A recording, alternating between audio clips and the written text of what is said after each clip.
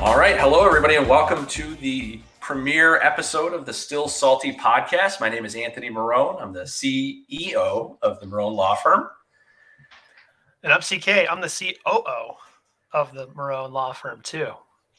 And we've got a very special guest with us here for our debut edition of the pod, Mr. Jason Smorol, the general manager of the Syracuse Mets. How are you, Jason? I am super awesome, gentlemen. Good to see you. I love the Still Salty concept and very excited about being on today. Awesome. So tell us how you're doing. How's everything going? Obviously, we're in the middle of this pandemic. How are you doing as a person, as a dad, as a husband? How's it going? I think we're doing pretty good. It's been it's a very unusual time for me because now is the time that we wrap up, right? So we are crazy busy. We're at the stadium. My family would not have seen me, these last couple of months, and now they're seeing me all the time. So they still like me, as far as I know, so it's going pretty well. So we've actually gotten to spend a lot more family time than we're used to doing, and it's been really good. So we're making the best of a bad situation. I think the question is, for how much longer will that last? And I think that until as long as they kick me out, eventually they're gonna be like, man, we really only see Dad so much, and he's getting on our nerves a little bit. We need to send him back to the stadium. He's cramping our summertime plans for sure. I'm just a bull in a china shop. You guys are on the water, right? You're up. You got you're waterfront right now. Are we swimming yet, or what's the state? We are not. We are up in the North Country. The original plan when schools were closing was to send the wife and kids up to camp and get out of the the hubbub there of the big city. And I was going to stay at the stadium. And then when the governor shut everything down, we had everything we needed to work from camp. So we have the internet, so we're able to do all that stuff. So we grabbed the dogs and grabbed the whole family. We've been up north in the North Country on the water. Unfortunately, the one time that I would never be here at this time, the weather's been horrible. It's so cold and the sun hasn't come out, but the days the sun comes out is nice, and we're lucky enough to be up at camp for these past we're going on 2 months now, right? Yeah. 8-9 weeks we've been closed. Crazy. It's crazy. Jason, I don't know you as well as Anthony does, but hoping. But I like your look. You're a beautiful man with the. You like that? I'm a little jealous of your full colored beard. I don't quite have that luxury. There's a lot of gray in there. I don't know. I didn't get the memo. Okay, good. I didn't get the memo. Yeah, come on, man, catch up. Sorry. But Jason, give us like the Smorol origin story, right? Like, did you grow up here? How did you end up where you are now? By happenstance at the Syracuse Chiefs and now the Syracuse Mets, but I'm a local kid. I'm from North Syracuse. I'm an Allen Road Alligator and a St. Rose Raider and a Bishop Grimes Cobra. And I went to school at Virginia State and I graduated. I didn't know what I wanted to do. And one of my professors told me about the United States Sports Academy. And I went down south to Mobile, Alabama, and I got a master's degree in sports management. And I got an internship. I did a couple of internships. I ended up with an internship with the Watertown Indians. And I was able to do that. Yeah. A little shout out to Mel Busler at WWNOI Channel 7 Sports. And I was able to do that because they didn't pay you, and so we could live at camp and work for free in Watertown, and did that in the summer of 1993, and just fell in love with minor league baseball. I tell the story often of Dynamite Lady coming into the stadium and blowing herself up, and at the end of the night, everybody was just exiting the stadium, and at the time, my general manager, Jack Trotz, used to have me sitting out front of the stadium, shaking people's hands, thanking them for coming. And just to see the smiles on all the family's faces of watching this woman put herself in a box with 4 sticks of dynamite and blow herself up, which was awesome. I said, that's what we just made so many people happy. I said, that's what I want to do. So I stayed in minor league baseball for 10 years. Watertown. I went to Batavia to Staten Island, and ended up taking a little break. And I taught a little sports management at Cortland State, went back to the Auburn Doubledays. And then we started having our family. And around 2003, I left the Auburn Doubledays. And I went to work in the real world, and my quotation marks there, for a company called Hilti. I was an account manager, salesman, territorial salesperson for a great company called Hilti. I did that for 10 years until the Syracuse Chiefs rang my phone and asked me if I wanted to be the general manager. I said, sure, that sounds like a great idea. They were dumb enough to offer me the job, and I was dumb enough to take it. Nice. And here really we are 7 years later, and I'm still here. When are we gonna have the Dynamite Lady at a Mets game? Is that happening? I gotta find Dynamite Lady. I know there used to be a guy called Captain Dynamite, and I don't know if that was her father or what. Mentor. And Dynamite Lady was awesome. We hung out with her the night before. She had this dog, and we drank with her the night before. And she shows up, and she's kind of this sparkly, Evel Knievel type, glittery red, white, and blue outfit with wings. And she basically waits the whole game, and she goes into a box. She puts 4 sticks of dynamite on a styrofoam and Luan box, and it's an explosion. We learned about explosions, not implosions.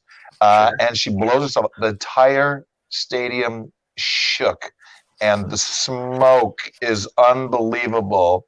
And by the time the smoke clears, she's standing there in her red, white, and blue sequined outfit with her cape out, and unbelievable. It's literally 5 minutes of setup, 1 second of explosion, 30 seconds of the smoke disappearing, and you got to give her $5,000. Yes. I think we're all doing it wrong. She can't be able to hear a thing. I was the director of special projects. There was styrofoam and wood all over the infield, and I went to the boss and I said, who's in charge of that? They're like, it's a special project. You got to pick it up. You're the director of special projects. I'm familiar with that stuff flows downhill mentality. Yeah. Yeah. Like that. All right, so big reveal here. Okay. As a gentleman who's approaching 40 here, I've never ever been to a baseball game. Anthony, how could you hire this person? I don't know how he made it through. The interview process. What kind of screening? Don't we have some sort of vetting process here at the Smorol law firm? Right. You've never been to any baseball game, little league, high school. You didn't even walk past at high school. They're like, oh, there's a game going over there. You see your buddy playing. You talk you 2 pitches. Sure. In the periphery, I've never actively kind of obtained a ticket and gone to a game. And he has children. Well. And I have children, right? Yeah. How do you screwing it up, man? Screwing it up. I don't get it. I hear you. We need to turn you on. I think. How old are your kids? My son is 10 and my daughter is 4. Oh, we're right in your wheelhouse. Oh my God, we're such an affordable way. Come on, Kids Eat Free Sunday. You're not going to pay for the kids. You run the bases. We got a free bounce house. You don't even have to pay attention to them. Most parents don't. All right. And you have a great time. You won me over. Field and hope for the best. Oh, the fireworks! You can come now. You can come to the Marone party. We have the big Marone party out in the deck. Yeah, we want So to. and that's really our niche. I mean, we have an interesting, setup over at the stadium. Is we're really built for families and affordable family fun. It really is affordable when you think about the entertainment options that are out there and how much it costs you to do things. And the ability to go and see this high quality baseball, to see the show that we put on, to have all that extra stuff in between innings and fireworks and giveaways and Dollar Thursdays and Kids Eat Free and Taco Tuesday and all this stuff. It's just it's like no other event in Central New York. Minor league baseball is fantastic, and it thrives throughout the nation. All right, so you won me over. When all this is over and we can actually get back to this, you got me. I'm coming. I love it. But as a person who knows nothing about baseball, I don't know, what does a GM do? Like, what's your gig every day? I'm basically a glorified director of special projects. So, I disappoint a lot of people. We have nothing to do with the baseball. I don't decide who plays first base or what outfielders are out there. We're essentially, we run the stadium. So we manage the stadium for the county, and we do all the business stuff and handle the affiliate. We're the host of the team that comes in to play for us in our community. So we're responsible for the bats and the balls and the dirt and the uniforms and the travel and the hotels. So we set all that stuff up. We sell the advertising. We come up with the promotions. We do other events. All of the budgeting and hiring and firing and basically the business of running a sports facility. God, so my joke forever about my role, I've now had 2 COO roles, but my joke is always that I'm responsible for everything the light touches. So it sounds like same kind of thing. Yeah, I kind of say I'm responsible for keeping the beer cold and the hot dogs hot and make sure the toilet's flush. Right on. I love it. It's awesome. So I want to let's go back in time a little bit. Right. Talk about the Mets, but I want to know 6 months ago, pre-COVID-19, what's your biggest concern? What's keeping you up at night 6 months ago? So 6 months ago was what, November, December. Yeah, November. We were cruising. We had such a great season with the Mets. Excitement was at an all-time high. We were killing it on season tickets, killing it on groups. I mean, so many of our groups were calling for their dates. We're like, they're sold. We gave you the opportunity to book them in August, and we told you to do it because the popularity has just been, gone through the roof with having the Mets here.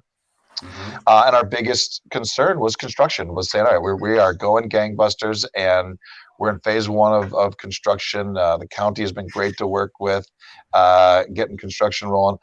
Are we going to be ready with everything, in addition to how busy we already are to get ready for a normal season? Is construction going to be done? Are we going to be clean?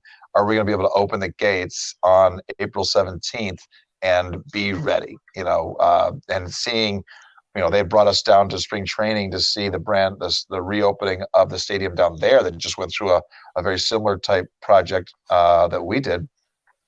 And just see how crazy it was the 2 days before getting ready for their opening day, knowing we'd be in the same exact boat, doing the same thing. So that was our concern. Like, it's going crazy. It's going awesome. We're having great conversations. Everyone's excited. Sales are going great. Promotions we're setting up. We're getting ready for our open house. We're getting ready for the St. Patrick's Day parade, making all the plans that we normally do. And our only, real concern at the time was, were we going to be ready for the onslaught of people that come to NBT Bank Stadium? I know last year we had 327,000 people that come to the games. When you throw the other events in there, and we have closer to 400,000 people at the stadium, we need to make sure that we're ready to open.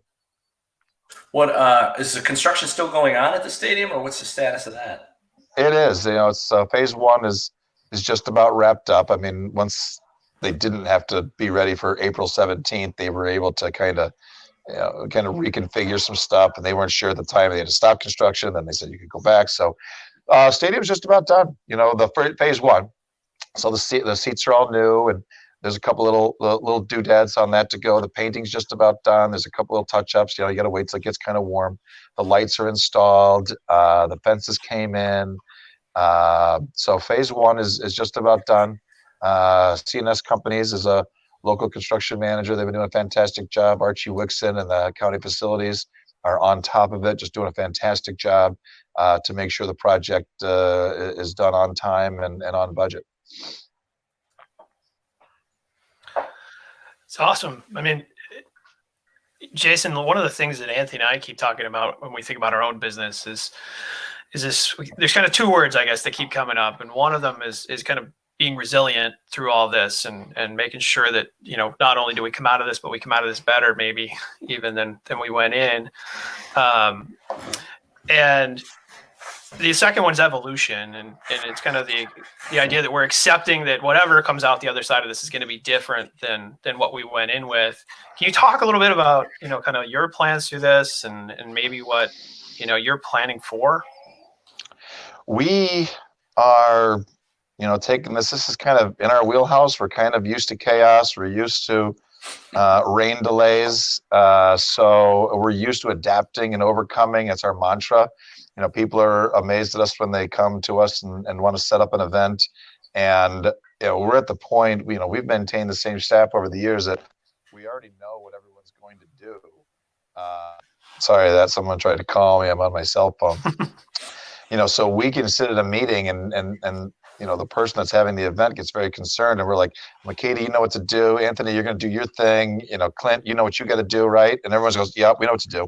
So we're kind of used to it, but we're kind of using the governor's word of reimagining. We got to reimagine what we're able to do. So we're obviously listening and working with the county and listening to the CDC and minor league baseball. All the teams are sharing information to find out how we reopen. And what does that mean for us? We don't even know. So we're really waiting to see what recommendations come out. We're paying attention. We're doing our homework, but we're not freaking out. We're really slowly knowing that we're the last in line. We're phase 4. So other businesses are going to open. We're going to learn things from other people. And at the end of the day, it's about, public health and public safety and people, your customers, your guests, because no one is forced to go to a Syracuse Mets baseball game. And we've always held that at our heart, that people are choosing to come to us. People are spending their hard-earned dollars to come to us. So we better put on the best show and have great customer service. And going forward, we're going to have to have the confidence of our guests that are confident to come to our stadium because it's clean, because we are keeping their health in mind, and making sure that that it's safe to come. So it's going to be an interesting reimagining process. We don't even know if we're going to play this year. If we do, that'll be great. We'll adapt. We'll overcome. If they punt on the minor league season, and then we have the whole year to kind of see what everybody else does and learn from their mistakes and put us in a better situation for that. And if we can't play baseball, but we still can open here for phase 4, what type of events can we do at the stadium that the public is going to want to do, that'll help us offset the losses? Because, we've got 70 days to make money. That's our business. And now we're closing the second month of us not being able to open. So we really, the whole entire Mets organization, they're not playing ball games. There's no revenue coming in. So that's the harsh reality that all this gets played behind. What do you think about community events at the stadium? There have been some rumblings about maybe doing some high school graduations there. Are you involved with those conversations? What does that look like? Yeah, we're involved in those conversations. There's some more conversations. Those seem to be gaining some steam. So again, we'll work with the county and see, what they want to do. I know they're talking about us. They're talking about the AMP. They're talking about on Doug Lake Park. So we're going to keep those conversations going. And if we can be a part and help our partner, a great partner, I think Ryan McMahon has just been doing a fantastic job. Watching his briefings and his leadership through this whole thing has been fantastic. Mayor Walsh obviously has been great, but the county's our partner, and we're great partners, and we're going to work with them, and we're partners in our community. So if we can be part of that solution, that's what we want to do. Mayor Walsh coming on the pod in a few weeks here, and Ryan McMahon, if you're watching, I think that's the plug to get you here as well. So he seems very busy. You can't get him at 3:00. You're going to have to get him before 3:00. You might pipe him in here maybe at 2:45. I think if there's any silver lining, it's that you avoided playing baseball in the snow, at least, which I know is always a challenge. I mean, I think when we first started this thing, we were like, all right, we'll lose April, May. We'll be back in June. Bad months anyways, right? If you gotta lose some months, April, May are okay. Yeah. But now we're looking at June, and pretty soon we're gonna be looking at July, and then before you know it, the season's over. So Yeah. Again, we have no say in the matter. It comes down to Major League Baseball. So Major League Baseball, that's the first and foremost. They got to get themselves up and running, and then they have to decide if they want to have a minor league season. Do they want to send their players to the minor leagues? Do they want to just do AAA? Do they want to keep extended rosters? Do they want to, send their people to spring training sites? Whatever is the safest for their players and their staff. So, again, we are in a rain delay. We are a wait and see. Yeah. Is there anything the community can do now if you're a Mets fan to support the Mets? You guys have any initiatives going on currently? Yeah, we've been staying pretty busy on social media. Tonight, I believe, we have a player, Rene Rivera, is playing MLB The Show against other international league teams. And they're getting front office guys. We have a great relationship with our players. We called Rene. We knew he loved to play video games. He's like, yeah, I'll play. So he's killing everybody because he loves video games and he knows how to play baseball. So he is destroying these random front office guys from the Pawtucket Red Sox and the Scranton Rail Riders. We're undefeated in the league. And it's really interesting because, you can go on Twitch. You can interact with Rene Rivera live and ask him questions, and he just sits there and talks to you. Michael Tricarico, our radio broadcaster, broadcasts the games, talks to Rene. We rebroadcast it on Facebook on Fridays. We're getting thousands of views that are watching Rene play this game. So we're interacting that way, mostly social media, having people send pictures. If it's like this weekend's going to be Armed Forces Day, and we would normally have a big celebration and honor the men and women of our armed forces. So we're going to do that social media wise and ask people to post a picture of their friends or family that serve or have served in the military. And we got really great traction on some of those and a lot of engagement and a lot of posts and shares. And we're still reaching 5, 6, sometimes 15,000 people engaging with us on some of our social media. I think more importantly, we've been direct contacting our fans. So we've been direct contacting all the season ticket holders and all of the groups and all of I'm assuming, Anthony, somebody called your office and said, if you'd already booked your party, we're going to, or what we're going to do about that. If not, whatever. So we've been calling. Oh, yeah, I think we still plan on showing up at the stadium. I think Billy Ryan gave us a shout. Yeah. He's like, yeah, good. Just show up. You're good to go. We'll be there. What the heck? So direct only contact. 50 of us. We could social distance. Open up some of those seats that you never, the ones you covered up, and I think we. You get a whole new view out there. So this will be, this year was the last year of the deck. Then next year is a new deck and a new hank and the berms and the foretops, the drink rails. It's really going to be stunning. Awesome. Starting next season of 2021. Cool. So now we're going to move to our fun. Not that wasn't fun, but we got some fun kind of miscellaneous questions for you. All right. Yep. All right. So what do you got? Bringing it back to CNY. Give us your favorite local business. That's a tough question. There's so many of them. You know what I love Nichols Grocery Store. Oh, I live in Liverpool, and I go see Mike Hennigan, and I used to be there 4 times a day. Now I'm down to like twice a day. In the season, I might be there only once a day, getting my coffee on the way to the stadium. But I just love that little market and the personal feel that Mike gives, and the great meat, and it's just so close, and it just gives that little village of Liverpool. It just kind of brings the whole village together. And you see people from all over the place that don't even live in and at the beginning of this, to see the rampage of people stocking their shelves, and the meat aisles are gone, and Mike Hennigan's out there just putting the meat. He's like, I've been doing this for 50 years. I've never seen anything like this whatsoever. So there's so many ones. I love Nichols. I love the regional market. I love all of obviously all of our partners. Obviously, the Marone Law Firm is one of my favorite businesses in Central New York.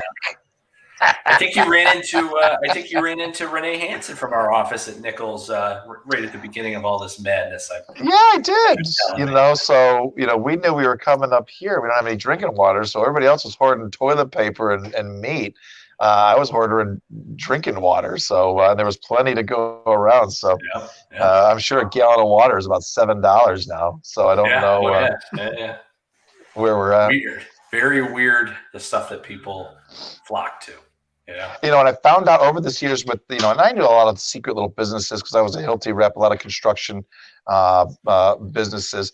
But since being at the Mets, Chiefs Mets, the amount of little manufacturing places that are around Central New York really amazed me, and really some interesting work that goes on. So shout out to the local manufacturing in Central New York. Yeah, absolutely. And hopefully they will be, by and large, reopening Friday, hopefully here. So yeah, it's good news for them. All right. So now we've got a segment that we are calling This or That, the CNY edition. So I'm going to give you two choices, and you just tell me off the top of your head what you prefer. All right. And if you feel the need to explain or qualify your answer, since we're lawyers, we'll let you do that. Okay, good. All right. You ready? All right. Yeah. Here we go. Number one, Taste of Syracuse or the Great New York State Fair? Great New York State Fair. The piece of cake, hands down. That's easy. Yeah. Have you? It's got more space. Got more space. It's too. Taste is just too much. Yeah. The fair spaces it out a little bit. We're downtown, so I like the Taste because we can walk over at lunchtime. But once it's dinner time, yeah, you're in trouble over there. It's tight. Yeah. Have you been to? Side note: have you gone to the Villa Pizza Free at the fair? Yeah. I am not. I would not wait more than 4 minutes for a fried dough, much less 4 hours. You kidding me? What if I told you they're expanding to 6 vendors this weekend with free milk? 0% chance. Right, I won't at Grazi then. Okay, that's fine. I love Grazi, love myself some fried dough, but I'm just saying. Hey man, I'm with you, man. Somebody waited in line almost 6 hours. That's zero. I don't wait in line for nothing. Yeah. Back in the day, I remember going to Roman's, and there was a huge line outside of Roman's nightclub. And there's a bar right next door called Harry's. I was like, there was nobody in Harry's. It was obviously a dive bar. A reason for it. I'm not waiting in line. I didn't wait in line when I was 23 years old. I'm not waiting in line now. Doing it now. All right, very well. All right, Syracuse basketball or Syracuse football? Ooh, tough call. Whew. You got to pick one? No, I mean, you could do whatever you want. What? Tie. I love them both. I love them both. I love going to football games. Love going to basketball games. I love watching them. I bleed orange. I didn't go there, and I bleed orange. I love them. Amen. I love Coach Babers. I love Coach Boeheim. I'm one of those guys. I'm pro. You want to say something bad about Boeheim? I will go at you. He's the best. I love it. Love him. Didn't you guys have Boeheim throw out the first pitch, or was that Dino? Yeah. Dino's thrown out the first pitch. Jim's thrown out the first pitch. We've had some players. We have the TBT team comes out. A couple years ago, Jim signed some autographs. We had that night that he had the feud with Greenville, or the ACC said something horrible about Denny's being the best restaurant in Greenville or something. So we had a bet with Greenville Drive or something like that of who could get more people. So Jim came out and we won that contest. We crushed them. Yeah, we got probably more people in the stadium than in the city of Greenville for that. Okay, back here. Italian Fest or Greek Fest? Or any other fest? I guess we can open it up. I'm a big Polish Fest. I go to Polish Fest. I go to Irish Fest. I go to Greek Fest. I really just recently started going to Greek Fest, and out of all the years, so just the last couple of years, I started going to Greek Fest. I really like it. I like that it's, outside of downtown. I like that whole thing. So if I had to pick and choose, I go Greek Fest over Italian Fest, which is the worst thing for someone who works on the north side to say. That's all right. I'm a sponsor of the Italian Fest, and I prefer the Greek Fest. So, when we moved, I did it so that we would live within walking distance of the Greek Fest of St. Sophia. I love it. That was a prerequisite for me. I'll park at your house from now on. There you go. We sell parking, of course, because why wouldn't I? I got a two-parter. Okay. Spring or fall? Spring. That's when baseball season starts. And then summer or winter? Winter.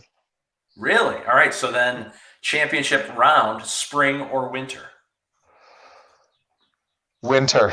It's the reason you live in. If you're going to live in Central New York, there's a lot of people that complain, it snows, it's cold. We live in Syracuse, New York. There's stuff to do. I love winter time. I'm not a big shoveler, but I love it, and that's why we're here. We're the champs. We get the most snow. Rochester edged us out this year in a low year, and I don't even know if that legally qualifies. And It's the not, people it's from not over yet. Redfield get upset with us because they get 600 inches and they're not big enough to qualify. Right. Yeah, I'm a big winter guy. They're all very close. They're 1A, 1B, 1C, 1D. But I'm going Buffalo. I'm going winter. Awesome. Apple fritters or apple pie? This is hard hitting stuff. Apple fritter is kind of like for the people who don't have time for apple pie. But I'm going to go apple pie. Okay. Sounds Onondaga Lake Park or Green Lakes? Green Lakes because you can golf there. Nice. Good luck. Lights on the lake or the Clinton Square tree lighting? You guys are tough. I'm gonna go lights on the lake. Okay. Chicken wings. In the category of chicken wings, are you a ranch or a blue cheese guy? Blue cheese guy, ranch guys. That's like you might as well go move down south. Guess I'm moving. It's okay to be wrong, Jason. Olivia in our office, who I think you know, says that. What does she say? If you're a ranch person, she automatically will question your friendship. Yeah. I was down south. They had breaded wings with ranch. I was like, "What is going on?" Weird. Can I just get a regular chicken wing? Yeah. And then last but certainly not least, we got a three-parter: hot dog, coney, or Italian sausage. The Hoffman hot dog is one of the greatest hot dogs in the history of the world. And I say this, from the bottom of my heart. And people come to the stadium, and people come from the city, and they say, "Oh, our hot dog's the best. Our hot dog's the best." Tim Tuffle, New York Met, came and we gave him a hot dog, and he goes, "Man, you talk a lot about these hot dogs. Better be a good hot dog." He had a bite. He goes, "Man, that's a good hot dog." So I'm going with the Hoffman hot dog, the snappy. I love it. Well, that's it for This or That, and that's it for our first episode of the Still Salty podcast. Thanks for joining us, Jason. Really appreciate it. Thank you, guys. Thank you, Anthony, for all you do for the community. CK, nice to meet you. It's been a blast. All right. So we're still here, still tough. Still thriving. And here's where I say, still salty. Love it.